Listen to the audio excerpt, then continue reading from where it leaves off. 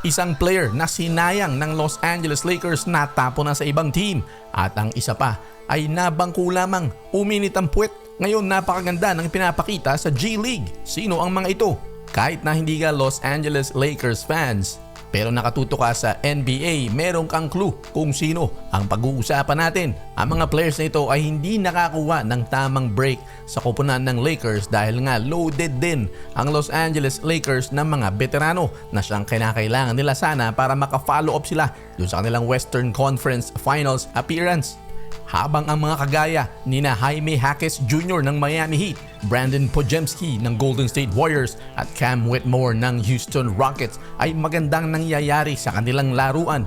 Ito namang si Jalen Hood Schifino ng Los Angeles Lakers na kinuha as 17th overall pick ay nabangko lamang sa pamumuno ni Darvin Ham.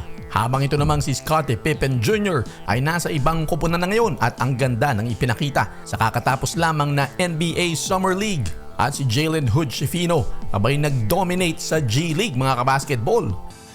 Kaya marami ngayong nakatingin ang mata kay Coach JJ Redick na pumalit nga kay Darvin Ham kung uulitin niya ba ang pagkakamaling ginawa niya dito nga kay Jalen Hood Schifino. Hindi nabigyan ng tamang playing time ang bata pero syempre hindi rin natin masisisi dahil hindi naman ganun kadali magbalasa ng mga players lalo kung maraming veterano. Pero eto nga mga kabasketball, sa G League, ang 17th overall pick na si Hood Schifino ay lumaro ng 15 games para sa South Bay Lakers. Nag-average ng 22 points, 5.5 assists, 4.8 rebounds at 2.3 3-point field goals made sa bawat laro.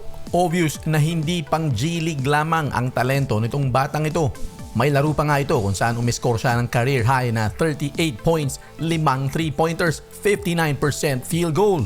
Sa mga numerong ipinakita niya, may pasa at may tira sa tres. Itong batang ito, pwedeng ipalit kay D'Angelo Russell dahil maraming umuugong na mga bali-balita na gusto na siyang i-trade ng Los Angeles Lakers. Lalo na ngayon, meron pa silang isang i-develop na si Dalton Knecht. Ito namang isang player na sinayang ng Los Angeles Lakers, si Scottie Pippen Jr. Nalipat na siya sa Memphis Grizzlies sa kalahatian ng season.